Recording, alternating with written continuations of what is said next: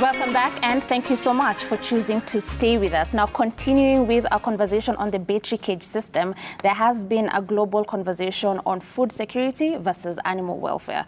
According to the Pecking Order report released on the 14th of March 2022, it states that billions of chicken are suffering in fast food supply chains. Some countries, part of Europe, UK, Mexico, have actually banned the battery cage system. As an expert, we would like to hear your opinions on the same. But before we do that, let us hear from Anne Mwangi, who was our farmer of the day, who is embracing the battery cage system. Take a look. There's been a global conversation on how healthy and fit the battery cage system is for a chicken. And in some parts of the world, it has already been banned. As someone who is in the battery cage system, and you can see the advantages of it, what are your thoughts and contribution to that global conversation? When we talk about the caged chicken and the right of the chicken, yes, the chicken, somebody might see them as we are making them suffer, and they are called animal rights. Now, I want to brief one thing. With all due respect to the developed world, they have gotten to a level of food security. The developing world, we are not yet there. We are doing everything to get to food security. We want to be able to feed ourselves because there is nothing dehumanizing than being a beggar for food. These cages were not made in Africa. These cages were made in the developed world. Now they have seen the importance of animal rights. Can they allow us to have our stomachs full to be able to see the animal rights? Because we can only see the bird if we are in a position to see the bird. And the bird, I mean B-A-D. Our pieces of land are becoming smaller and smaller. When we are all not able to keep a cow, because we don't have land to keep cows, what will happen? We'll have to eat imported food. Whether you call it GMO or whatever, we'll be enriching other people who are importing us food. Very strong opinions from Anne Mwangi on if it's okay to continue with the battery cage system, and I'd like to hear your opinion. Okay. Animal welfare is a thing and a discussion that is going on globally. And the main reason why people will discourage the use of cage system is because of one of the freedom of the animals, that is the freedom to socialize with others, like humans, that these animals need to socialize, and that you are limiting their movements. These animals are a bit stressed when they are inside there. So the battery cage system, as we are saying, is a balance between, we are looking at the population which is growing, that we need to feed this population, and even the sizes of the lands that we have for farming. So we have to look for a balance between the production and the welfare, because we cannot compromise on the welfare. One thing that is very important to note is that whenever an animal is comfortable, whenever an animal is happy, the production will be there, the animal will be happy, the farmer will be happy. That means even more returns. So what we need to discuss now is how do we make these animals more comfortable, even at that cage system?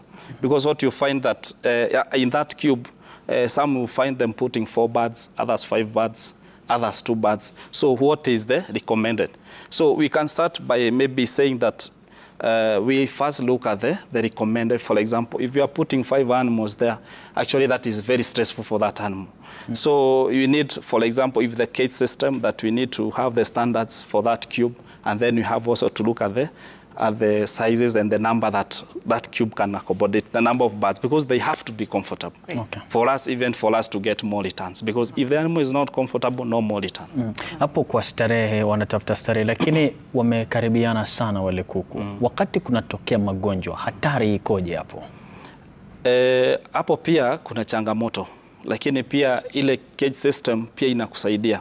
Ukiangalia mambo na magonjwa, magonjwa ya deep litter, if for example kuku moja amekuwa mgonjwa wakati wako wengi in a hole, that means the spread is very fast, because the animals are one-on-one. But now for the cages, it's very easy to control a disease outbreak. For example, you have like 4 4 tires or 4 lows of the battery cage. If, for example, you realize this is the one that is sick, it is very easy. You deflock that, you remove it, and then you put on the measures to control further spread. But the animals, when they're interacting, learning from this corner to that corner, that means the transfer or the transmission of disease is very high. So for the cage, it's a bit limited, but still there is a spread of the diseases. So with the battery cage system, it's easier to identify which chicken is probably sick before it can spread out, or? It all depends with the farmer, because we say that for chicken, if you have to be, you have to be very keen, especially you as chicken farmer, that in a flock of 10,000 or 2,000, you are able to detect when 1 bird or 2 birds are sick. But if you are not very keen, you only realize when the half of the flock is sick. So what we really train our farmers to be very keen and how to observe when a bird is sick. Because whether it is in deep litter or in cage system, if you are not observant, that means that you realize when the 50% of the birds are sick.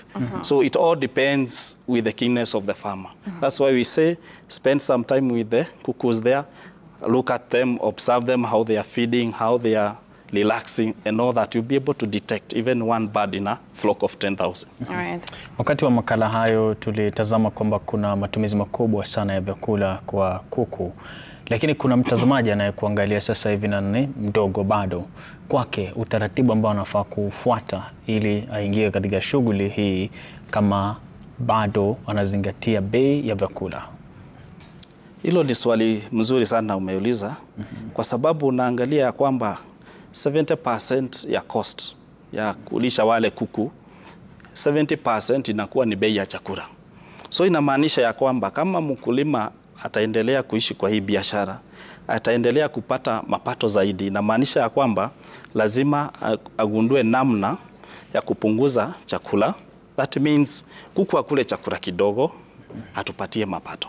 That is the whole essence of that, because utapata mkulima mmoja anapea kuku 120 grams, mwingine anapea 140 grams to get 1 single egg.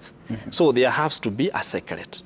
Na ile siri ambayo iko pale ni kuensure ya kwamba wale kuku ambao tunafuga genetically they have that genetic potential ya production. That is number 1. The other thing is kuna ile tunasema efficiency ya kutafuta ile chakula na kuimake it itumike, kwa sababu unaweza pea kuku chakula lakini mingi itatoka kabla itumike ndani ya mwili. So ile kitu ya maana ya mkulima ambayo anastahili kuzingatia ni the digestive system, ambao ndio inashughulikia 70% of that cost itaingia kwa ile system ambao tunasema ni ya digestive, ambao inaanzia hapa inatokea pale nyuma. So inamaanisha ya kwamba mkulima lazima akuwe makini sana. Kuna vitu ambazo na science innovate even nowadays tukujaribu kupunguza ama kusaidia ile system iwe very efficient. Na chakula ikikula inatumia kidogo na mkulima anafanya nini? Anapata mapato. Kwa sababu kuku ikikula chakula mingi na itakupatia yai moja, ukifanya hesabu yako utapata ni hasara. So kuna through science na zile vitu ambazo tunauza tunatengeneza, unapata ya kwamba ile kitu inakuja inasaidia system ya kuku. Kuna product kama moja inaitwa Vigolex ambayo iko pale kwa maduka zetu. Ile ni kuna zile vitu tunaita probiotics ambazo hata sisi wenyewe tunatumia. Inaenda inasaidia ile digestive system. Inakuwa very healthy that hata ule kuku akikula chakula kidogo, it is well digested and well absorbed in the system. That means itakula chakula kidogo ikupatie mapato. Hiyo ndio siri. But there's a thin line between chakula kidogo and risking starving the chicken. How do we make sure we balance so that tukipea kidogo also see kidogo to a point where now honestly we're not doing the chicken right? Wow, that is ni swali mzuri. Kwa sababu ya science na research ile ambazo tumefanya, tunajua the daily requirement ya kuku. Huyu kuku mahitaji yake ya kimwili for survival, for growth, for production yake ni gani? Unapata ya kwamba kama chakula iko quality mzuri, kuna ile minimum. Kwa sababu hii ni through science, you do research. Unaweka kuku kando pale na wengine hapa. Unapea chakula kiwango hiki, unapea hiki. Then unafanya hesabu. So you are able to know the minimum ili usifanye nini? Usistarve. Kwa sababu ukistarve sana tunaingia kwa animal welfare ambayo tunasema mnyama asiwekwe na njaa. Sawa. Now maybe as we wind up, there's the conversation where intensive animal farming is a big contributor to climate change. At a farm level, what practices are we advising our farmers to adopt so that we make sure as much as we're keeping our animals, we're keeping them in large numbers, we're also doing what we can at our capabilities to take care of our environment and save the planet as well? Okay, thank you.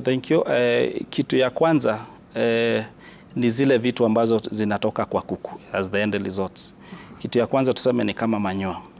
Najua mifugo wamekuwa, kuna ile kitu ambayo tunasema the global warming.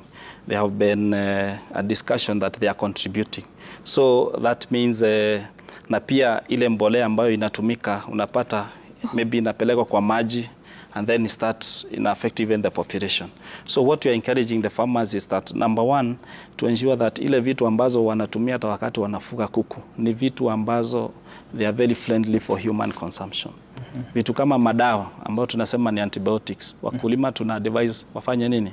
Wapunguze utumiaji wa antibiotics kwa sababu inatuletea hata sisi madhara. Kwa sababu ile dawa ambayo daktari anakupatia na ile napea kuku ni dawa ile ambayo ni the same. Ni formulation peke yake tofauti. Asante sana Godfrey Wamai kwa kuja leo na kutuchanganulia mengi kuhusiana na kuku, na kwako mtazamaji vile vile kwa kukubali kusalia nasi. Sasa tunafika hatma, tangu zinduo umekuwa nasi lakini tunafika ukoko. Salia na Mwenyezi Mungu, kumbuka tatimiza ndoto. Jina langu ni Emmanuel Terer. All right, now that was a very much needed class on learning so much about the battery cage system. Thank you so very much, Dr. Wamai, for making time to be with us.